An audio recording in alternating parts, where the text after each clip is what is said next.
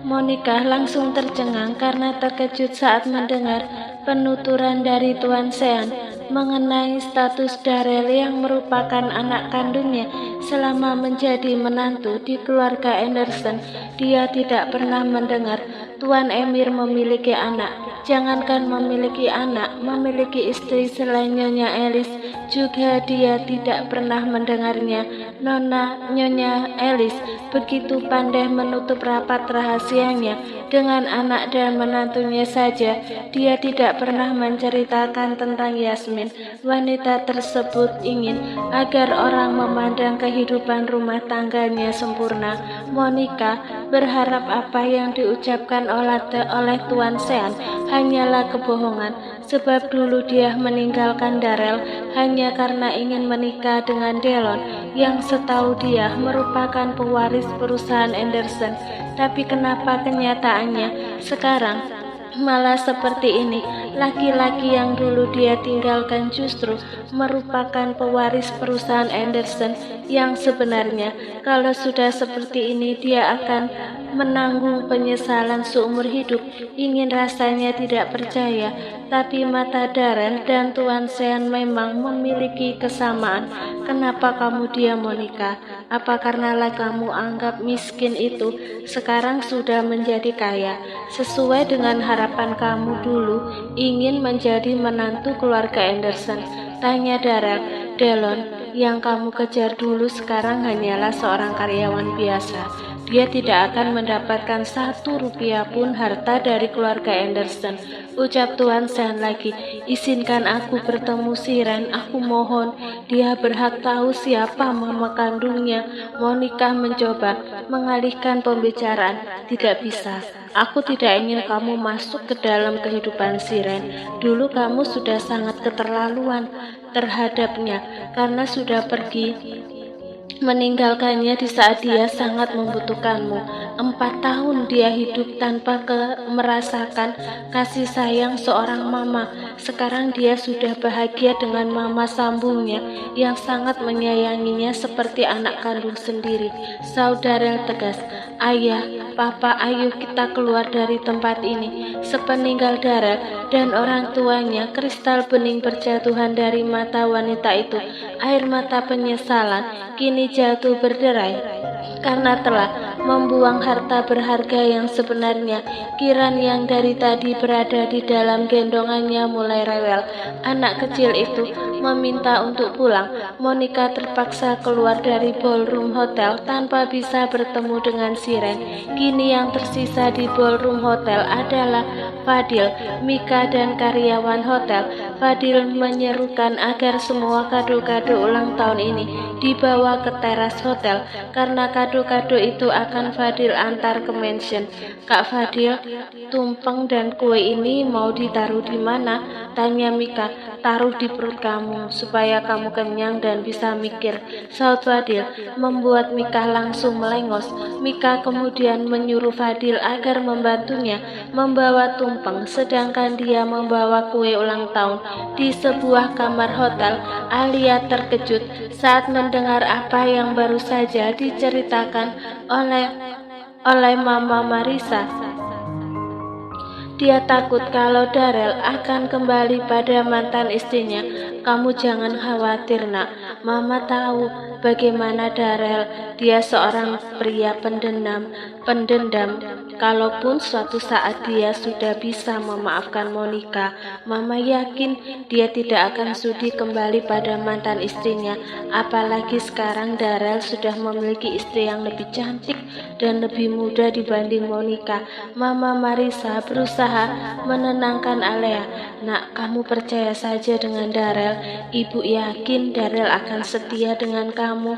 Ibu Yasmin ikut menimpali. Ketika sudah sampai di rumah, Monica langsung meminta pada ART-nya agar membantunya menjaga Kiran karena dia ingin segera masuk ke dalam kamar untuk menenangkan pikiran. Siren harus tahu siapa aku. Aku tidak ingin kehilangan anakku. Aku tidak ingin Siren menganggap wanita itu adalah mama kandungnya, gumamnya. Ketika sudah berada di dalam kamar, air mata kembali menetes membasahi pipi Monica. Beragam penyesalan kini dia rasakan.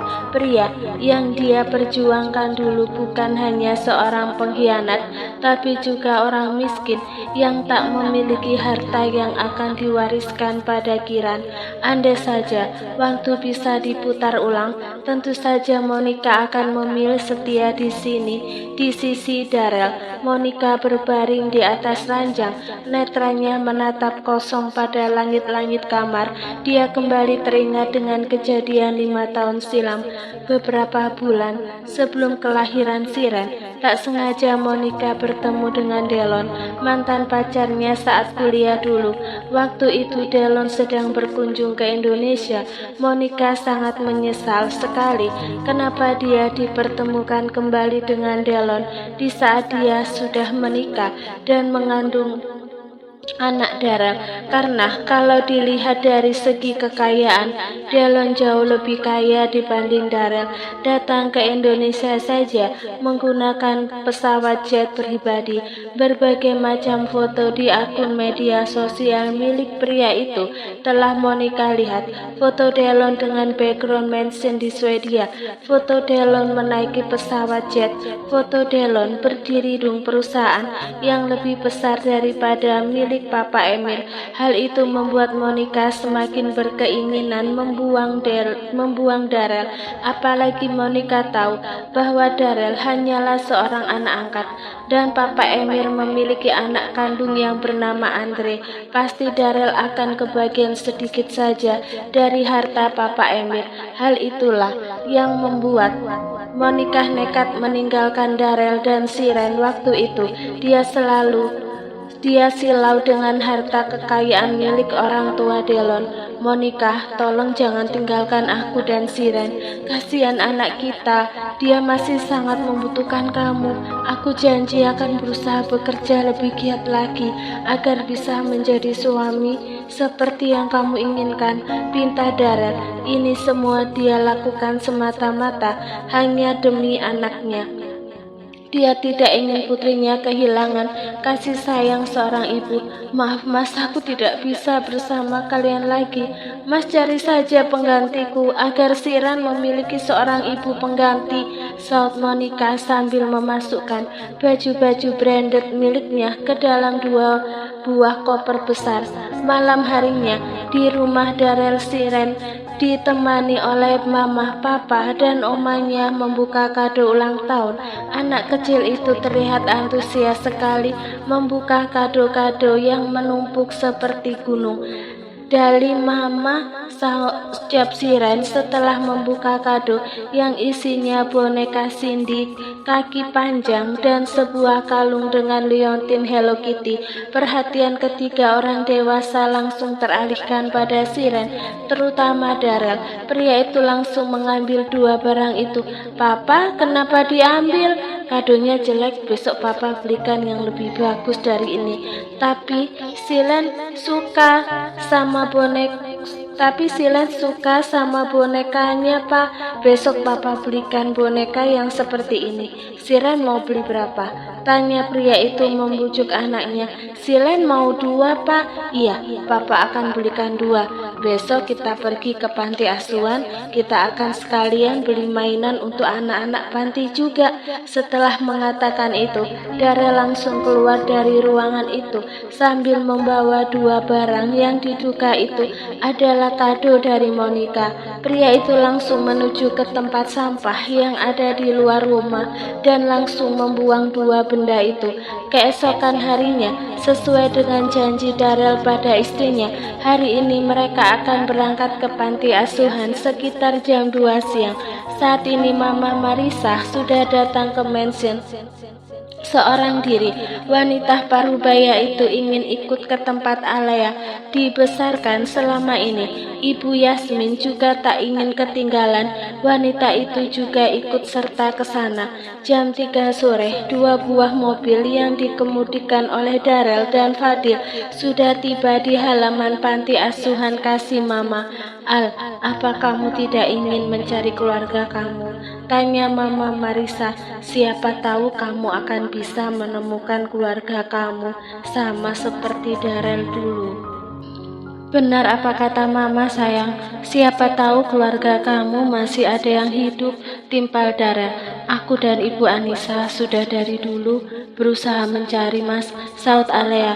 Di teras panti, Ibu Anissa dan beberapa orang pengurus panti baru saja keluar dari dalam panti. Alea yang melihat Ibu Anissa berdiri di teras langsung berlari ke arah wanita parubaya itu. Ibu, Alea langsung memeluk ibu asuhnya. Dia menangis haru karena sudah lama tidak berjumpa dengan wanita yang sudah dia anggap seperti ibu kandungnya sendiri. Alea, kamu kenapa nggak bilang kalau ada di kota ini, nak? Ibu Anissa mengusap punggung Mama Kenzo. Sejak Alea tinggal di kota ini, dia memang tidak memberitahukan pada Ibu Anissa mengenai keberadaannya di kota ini. Bukan apa-apa, Alea hanya ingin kedatangannya menjadi kejutan untuk Ibu Anissa. Selain Ibu Anissa, di sana juga ada pengurus panti yang lain seperti Ibu Rita dan Pak Anton. Kedua orang itu dulu yang menyuruh Alea keluar dari panti asuhan saat mengetahui Alea hamil. Ibu Rita dan Pak Anton nampak memandang heran pada orang-orang yang datang bersama Alea karena nampak sekali dari segi pakaian yang mereka kenakan bukan dari kalangan bawah. Mobil yang parkir di halaman juga terlihat sekali seperti mobil mewah. Setelah mengurai pelukan dengan Ibu Anissa, Alea terlihat mengangguk sekali sebagai isyarat bahwa dia menyuruh Darel dan yang lainnya agar mendekat ke arah teras. Bu, ini suamiku, namanya Darel. Darel langsung mengulurkan tangan pada Ibu Anissa. Jadi ini laki-laki yang menghamili kamu, Al? Tanya Ibu Rita, membuat Bu Anissa menoleh dan menatap tajam ke arah Ibu Rita. Rita, bisa tidak kamu menjaga ucapan? Aib masa lalu tidak seharusnya kamu ungkit lagi, tegur Bu Anissa. Darel yang awalnya ingin mengulurkan tangan pada Ibu Rita dan Pak Anton, kini dia mengurungkan niatnya karena nampak sekali kedua orang itu menatapnya tidak suka. Selain memperkenalkan suaminya, Alea juga mengenalkan anggota keluarganya yang lain. Ini siapa namanya? Tanya Ibu Anissa saat berhadapan dengan Siren. Silen, jawab anak kecil itu. Mama, mana anak kecilnya? Mama, mana anak kecilnya? Siren mendongak ke arah Alea. Sejak dia datang, tidak satu pun dia melihat anak kecil seumurannya berkeliaran di halaman depan panti. Mereka sedang bermain di halaman belakang. Ya, anak-anak tidak diperbolehkan bermain di halaman depan karena para pengurus panti akan susah untuk mengawasi. Tidak terasa ya, Al, Kenzo sekarang sudah sebesar ini. Ibu Anissa langsung mengambil alih Kenzo dari gendongan Ibu Yasmin. Mari silakan masuk. Ibu Anissa melangkah masuk ke dalam, diikuti juga oleh Alea dan yang lainnya. Pak Anton dan Ibu Rita sudah masuk lebih dulu sebelum Ibu Anissa. Di halaman rumah, Fadil dan Mika terlihat mengeluarkan mainan dan makanan dari dalam mobil. Hari ini selain membeli mainan, Alea juga membeli makanan ringan, biskuit, dan minuman instan berupa susu kotak dan minuman botol lainnya. Mika, kenapa kamu membawa barang yang ringan? Protes Fadil, karena Mika menyisakannya barang yang berat. Aku perempuan, sedangkan kamu laki-laki, jadi wajar saja jika aku membawa barang yang ringan, saut Mika melangkah ke arah teras. Di teras ada 3 orang anak berusia sekitar 15 tahun. Ketiga anak itu diminta oleh Alea untuk membantu mengangkut barang. Saat masuk ke dalam panti, netra Alea menatap ke arah kamar yang biasa dia tempati saat masih tinggal di panti ini. Daun pintu kamar itu tertutup rapat. Bu, kamar ini sekarang siapa yang menempati? Di Tidak ada, nak. Kamar itu sengaja ibu kosongkan. Ibu kira dulu kamu setelah melahirkan akan kembali lagi ke tempat ini. Kadang ibu tidur di sana kalau lagi kangen sama kamu. Apa boleh saya masuk, Bu? Alea merindukan kamarnya. Ibu Anissa mengambil kunci kamar lalu membuka pintu itu. Alea langsung masuk dan duduk di ranjang. Kamar itu terlihat bersih. Tangan Alea mengusap kain spray bermotif bunga matahari. Spray itu dia beli saat pertama kali dia mendapatkan gaji di minimarket. Sayang, Kenzo sepertinya haus. Darel masuk ke dalam kamar membawa Kenzo yang menangis. Alea langsung menyusui anaknya di dalam kamar itu. Tak lama setelah itu Kenzo tertidur. Alea langsung meletakkan bayinya di atas ranjang. Mika, tolong jaga Kenzo di kamar, ucap Alea saat berada di ambang pintu kamar.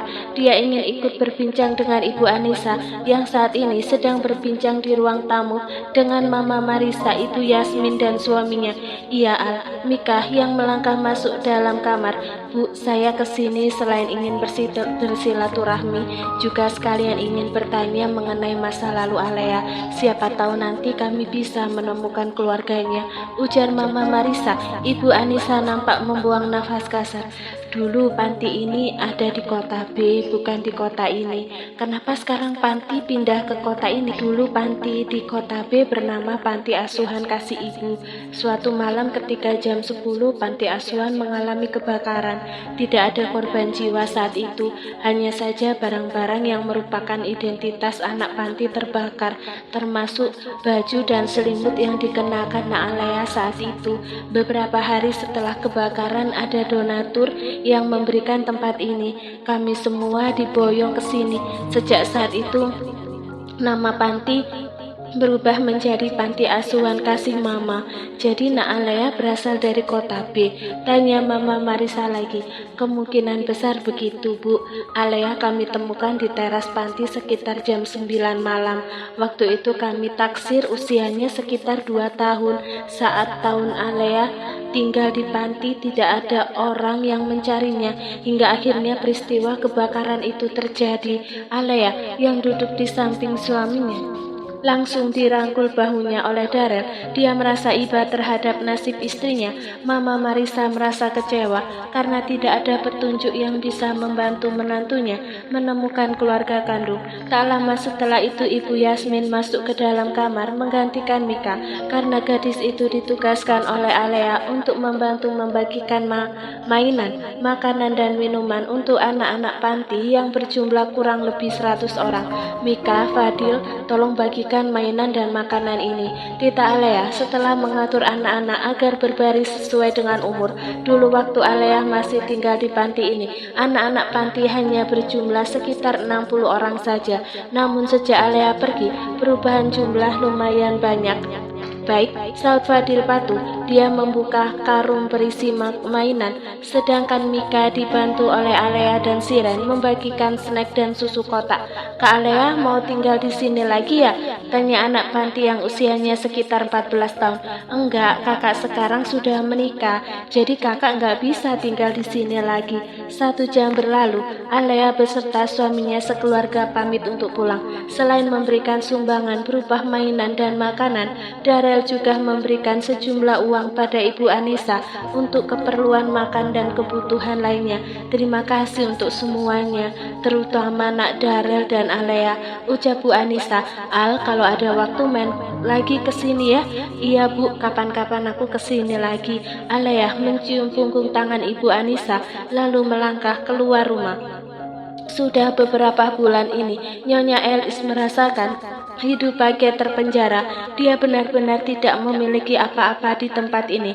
Pakaian yang dia gunakan adalah pakaian yang Pak Sony beli dari pasar Loak yang menjual baju bekas. Hanya pakaian ini Pak Sony membeli yang baru. Nenek Dasimah mengatakan bahwa pakaian itu bahwa pakaian itu adalah pakaian milik putrinya yang sudah meninggal dunia.